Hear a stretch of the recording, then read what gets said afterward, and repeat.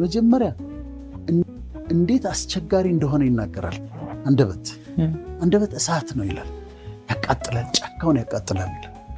አንደበት እሳት ነው። ሰው ፈረስን መግራት ችሏል ልጓም አስገብቶ። ሰው መርከብን የሚያክል ነገር ወደ ፈለገው ነገር ማንቀሳቀስ ይችላል። ነገር ግን አንደበቱን ግን መግታት አልቻለም ይላል። ከዛ አንደበቱን ሳይገታ ልቡን እያሳተ እግዚአብሔርን ማምለክ የሚያመልክ ያለ ከመሰለው አምልኮ ከንቱ ነው ይላል። ምን ማለት ነው? አንዲት ሴት ቤተክርስቲያን ሄዳ ዘምራ ጸልያ ጾማ ቤት ስትገባ ሰራተኛዋን ሙልጭ አድርጋ ከሰደበቻት አበላሸችው። ስለዚህ ይናገራል። ዲፊከልት ነው ግን አስቸጋሪ ነው። እንድንገታው ግን ይፈልጋል። ምንድን ነው እኛ አድርጎ የተባልነው?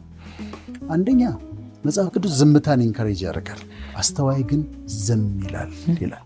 ወዳጁን የሚንቅ አእምሮ የጎደለው ነው። አስተዋይ ግን ዝም ይላል።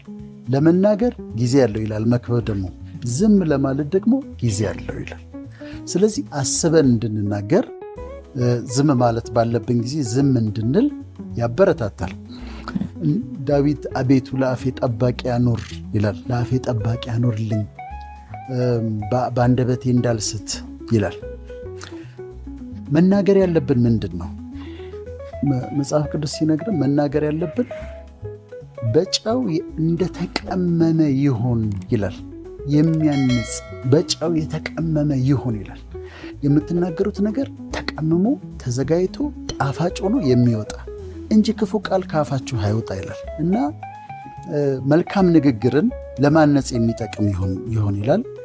ያማረ ቃል እንደ ማር ወለላ ነው ይላል። እንደ ማር ለነፍስ የሚያለም ለነፍስ ጣፋጭ ነው፣ ለአጥንት ጤና ነው ይላል እና እንደ ማር ወለላ ነው ይላል። ስለዚህ የምንናገረውን ነገር እንድንጠነቀቅ እንድናስብበት ይነግረናል። ውጤት ደግሞ እንዳለው ይነግረናል። አሁን ጌታ ራሱ ሲናገር ከውስጥ ከሆድ የሚወጣው እሱ የሚያረክስ እሱ ነው ያለው። ቃላት ናቸው የሚያረክሱት። ስለምትናገሩት ስለ እያንዳንዱ ቃል በፍርድ ቀን መልስ ትሰጡበታላችሁ ተብሏል። ሕይወትና ሞት በምላስ እጅ ናቸው ይላል። እንዴት ሲሪየስ እንደሆነ ነው የምታየው። ኮንሲኩዌንስ እንዳላቸው ቃላቶቻችን ያሳያል። እና የፈውስ ቃል የሚባሉት እንደዚህ የሚያንጽ ኮምፕሊመንት የሚደረግ የሚጠቅም ነገር ስትናገሪ፣ ያንን ሰው የሚያለመልም ነገር ስትናገሪ፣ ጀነረሲቲ ነው እሱ ራሱ። እኔ አሁን ኮምፕሊመንት ማድረግ እወዳለሁ። ሰዎችን አፕሼት አደርጋለሁ። አንድ መድረክ ላይ ከሌሎች ሰዎች ጋር ከተጋበዝኩ መጀመሪያ ስለነሱ ጥሩ ነገር ሳልናገር አልጀምርም። ሊፍት ውስጥ እርጉዝ ሴት ካገኘው አንቺ እርግዝና እንዴት ነው የሚያምርብሽ ነው የምላት። ኮምፕሊመንት ነው። ከዛ ደግሞ ሪል ህመሞች ደግሞ ይፈወሱበታል። በሕክምና 2 ታማሚዎች ኖረውኝ እያከምኳቸው ይሄኛው እድናለሁ እፈወሳለሁ ብሎ የሚያምን ከሆነና የሚናገር ከሆነ ይሄኛው ግን አልቆልኛል፣ እኔ ዋጋ የለኝም፣ በቃ ምንም አይድን ብሎ ካመነ ይሄኛው ይድናል። ይሄኛው ለመዳን ይቸገራል ኢቭን እየታከመ። ምክንያቱም ማይንዳችን ውስጥ የሚፈጠሩ ኬሚካልስ አሉና የፈውስ ቃላት ከአንደበታችን ለራሳችንም በሌሎች ሰዎችም ላይ የምናወጣው ቆንጆ ነሽ፣ ጤነኛ ነሽ፣ you are successful, you are doing good፣ በጣም ጥሩ ነው፣ እኔ ብሬንሽን አደንቃለሁ። እነዚህ ሁሉ የፈውስ ቃላት ናቸው። ያንን ሰው ኢንካሬጅ የሚያደርግ የሚያበረታታ መልካም ቃላቶች ናቸው ማለት ነው። ቃላቶች ፖዚቲቭ ሊሆኑ ይችላሉ፣ ኔጌቲቭ ሊሆኑ ይችላሉ። ኔጌቲቭ ሀሳቦች፣ አሉታዊ ሀሳቦች አእምሮ ውስጥ ካሉ ኔጌቲቭ ቃላቶች ከውስጥ ይወጣሉ። ስድብ፣ የንዴት ቃል፣ የቁጣ ቃል፣ ሚሰብር ነገሮች ከአንደበቴ ይወጣሉ። አእምሮ ውስጥ ደግሞ ፖዚቲቭ ቶት ካለ፣ ፖዚቲቭ ሀሳብ ከሆነ ያለው ፖዚቲቭ ቃላቶች ይወጣሉ። እንደ ምሳሌ እናንሳና ለተመልካቾች በደንብ ግልጽ እንዲሆን የቃላትን አቅም ለማሳየት ምሳሌዎች ልስጥሽ። ከኔጌቲቭ ልጀምር። አንዲት ዶክተር ሶስና የምትባል ሴት አለች። ስሟን ቀይሬው ነው፣ አይደንቲቲዋን ቀይሬዋለሁ። እድሜዋ ወደ 40 ዓመት አካባቢ ነው እና አዲስ አበባ መጣች። ፒኤችዲ አላት። በፊልዷ ፒኤችዲ የሰራች ዶክተር ነች። በጣም ፕሮፌሽናል ነች እና ቤተሰቦቿ እንዳገኛት ጠየቁኝ። እህቶቿ፣ ዘመዶቿ እንዳገኛት ጠየቁኝ። ለምንድን ነው ስላቸው፣ ሰው አታገኝም፣ ግብዣ መሄድ አትፈልግም፣ ሰው መተዋወቅ አትፈልግም፣ አላገባችም፣ ሰርግ መሄድ አትወድም። ስትሄድ ግብዣ ከሄደች በጣም ትጨነቃለች፣ ትረበሻለች። ሰርግ ከሄደች በጣም ትረበሻለች፣ ትጨነቃለች እና ከሰው ጋር አትገናኝም። እኛ ደግሞ እንድታገባ እንፈልጋለን፣ መለወጥ አለባት አሉ። ከዛ አገናኙ። ከልጅቷ ጋር አወራን። በጣም ፕሮፌሽናል PhD የሰራች በሙያዋ ሰክሰስፉል፣ አሜሪካን ሀገር ነው የምትኖረው። ቤት አላት፣ ፔይድ ኦፍ የሆነ ፕሮፐርቲዋ፣ መኪናዋ የምትነዳው በጣም ውድ መኪና፣ በቃ በምድር ላይ ሰክሰስፉል የምትያቸው ሰዎች አይነት ነች።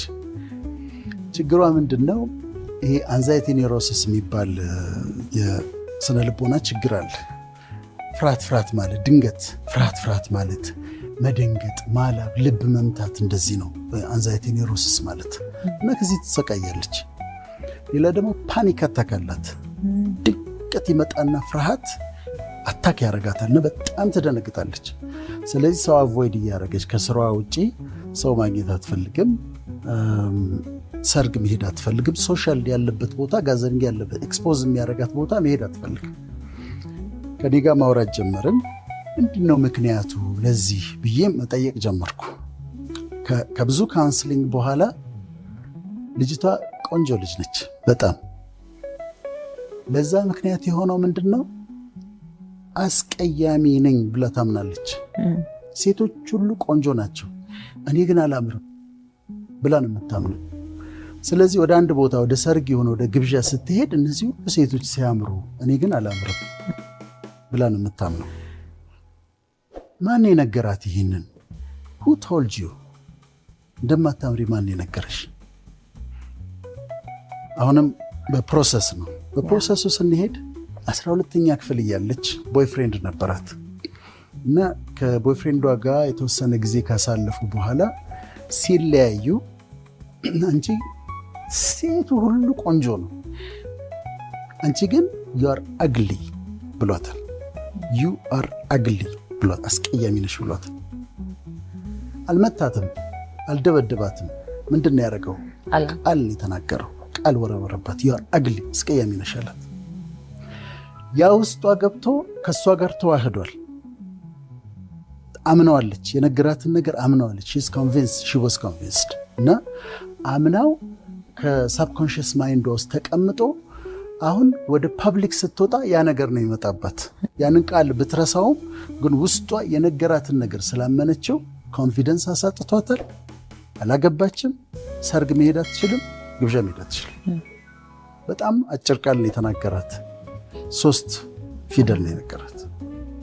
ግን ያ እንዴት እንደጎዳት፣ እንዴት ብሬክ እንዳደረጋት፣ ስብዕናዋን እንዴት እንደጎዳው ከ10 ምናምን ዓመት በፊት የተነገራት አንድ ጎረምሳ የነገራት ቃል እንዴት እንደጎዳት ማየት ትችላለሽ። ሳብኮንሽስ ስለሆነ ካውንስሊንግ የሚረዳው ለዚህ ነው። መጀመሪያ ያወራሻት ያጫወትሻት ችግሯ ምን እንደሆነ ታገኛለሽ። ከዛ ቀስ እያልሽ ወደኋላ ስትመልሻት እዛ ጋር አንድ ሰውዬ አንድ ነገር እንደተናገራት ታውቂያለሽ። በዛን የደረስነው ቤተሰባችን ውስጥ ዘመዶች ይመጣሉ፣ አክስቶች ይመጣሉ፣ አጎቶች ይመጣሉ። ሲመጡ ቀልድ እየመሰላቸው ልጆች ላይ የሚናገሩት ነገር አለ። እንዴ እቺ ልጅ ትለያለች ከቤተሰቡ፣ ሁሉም ልጆቹ እኮ ቆንጆች ናቸው፣ አንቺ ምን ሆነሽ ነው? ቀይ ናቸው ሁሉም፣ እቺ ግን ከየት ነው የመጣችው? ባሪቾ ብለው ቅጽል ስም ያወጡላት። they have no idea ምን ያህል ስብዕናዋ ላይ ጠባሳ እያስቀመጡ እንደሆነ፣ ወደፊት ኮንፊደንስ የሚያሳጣትን ነገር እያደረጉ እንደሆነ ያውቁ። ስለዚህ ይጎዳል። ፖዚቲቭን የኔን ምሳሌዎች ልንገርሽ፣ በእኔ ህይወት የተፈጠሩ። እኔ 8ኛ ክፍል እያለሁ የወንድሞቼ ጓደኞች ሙዚቀኞች ናቸው እና ዘፋኞችም ይወጣሉ እና ሁሉ እነሱን ነው የማየው። ናይት ክለብ ይሄዳሉ፣ ይዘፍናሉ፣ ያመሻሉ ምናምን፣ ደስ ይለኛል፣ እንታያቸዋለሁ።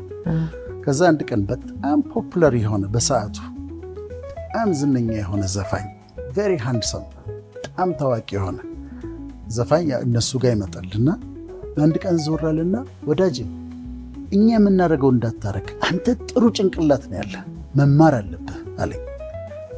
ገንዘብ አልሰጠኝም፣ ሌላ ነገር አላደረገኝም፣ ቃል ነው የሰጠኝ። ያ ግን ነው እንዴ ብዬ እንዳስብ አደረገኝ። በኋላ 10ኛ ክፍል ስገባ አንድ የማትስ አስተማሪ ነበረኝ፣ አቶ ታምራት ይባላል። ያ ሰው አሁን ማትስ ፈተናለሁ 40 ከ40 አገኛለሁ 60 ከ60 አገኛለሁ።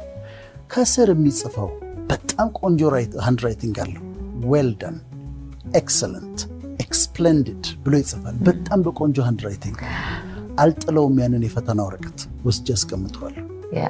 በኋላ 10ኛ ክፍል ሆኜ እሱና ሌሎች 2 ጓደኞች ሆነው 3 መጽሐፍ ገዝተው ስጦታ ሰጡኝና ሲሪየስሊ ቁጭ ብለው ጥሩ ጭንቅላት ነው ያለ፣ በጣም መማር አለብህ፣ ባዮሎጂ ደግሞ ስለምትወድ ሌሎቹንም እወዳለሁ፣ ግን ባዮሎጂ ደግሞ በጣም ሕክምና ብታጠና ጥሩ ነው፣ ከዛም እንዳታቆም ብለው ነገሩኝ። ቃላት ነው የነገሩኝ። በእኔ ህይወት ግን በጣም ትልቅ ተጽዕኖ ነበረው። የሞት ቃላት ደግሞ ቀደም ያልናቸው በጣም ዲስትራክቲቭ የሆኑ በራሳችን ላይ የምንናገራቸው ለእኔ እኮ አይሆንልኝ እምልሻለሁ፣ ሞክሬ እድሉ የለኝም እኮ እኔ አይሆንልኝም እኮ እንዲሁ ነው በቃ ዘመን የሚያልፈው፣ ለእነሱ ነው የሚሆን፣ ለእኔ አይሆንም፣ አይሳካልኝም ብዬ በራሴ ላይ የምናገራቸው ቃላቶች አሉ እና የእውነትም ደግሞ እንደዛ ይሆናል። በሰዎችም ላይ ቅድም እንዳልነው አትረባም፣ አትጠቅምም፣ አንተ ጎበዝ አይደለህም ብለን የምንናገራቸው የሚጎዱ የሚሰብሩ ነገሮች፣ ከዛ የእርግማን ቃሎች፣ እርግማን ስንናገር፣ ስድብ ስንናገር፣ እነዚህ ደግሞ ሰባሪ ናቸው። አሁን የሚያዳምጡን የሚያዩን ሰዎች ይሄን ወስደው ፕራክቲካል ማድረግ አለባቸው። የሚናገሩት ነገር አስበውበት መናገር አለባቸው። ምንድን ነው የሚያመጣው ነገር? ኮንሲኩዌንሱ ምንድን ነው? ውጤቱ ምንድን ነው? ትንሽ አለመቸኮል። እንደውም ምን ይላል? ለመስማት የፈጠንክ ለመናገር የዘገየሁን ይላል። ስለዚህ አሰብ ማድረግ፣ እንዲህ ብላት ምንድን ነው ሊመጣ የሚችለው፣ እንዲህ ብል ምንድን ነው ሊመጣ የሚችለው ብሎ መጠየቅ። በጥናት ለዲቮርስ ለፍቺ ቁጥር 1 ምክንያት ነምበር 1 ቶፕ ሪዝኑ ኮሚኒኬሽን ችግር ነው፣ መግባባት ነው በዓለም ዙሪያ ነው። ስለዚህ ቃላትን ማውጣት፣ ቃላትን መቀበል፣ ተግባቦት ኤክስቼንጅ የሚያደርጉት ነገር ነው። ከዛ ደግሞ ቤት ውስጥ በሚኖሩበት ጊዜ አንዳንድ የተፋቱ ልጆች እንዲገጥማቸዋል ትምህርታቸው ላይ እንዲህ ይባላል። እውነት ነው። ችልድረን ኦፍ ዲቮርስ ይባላል።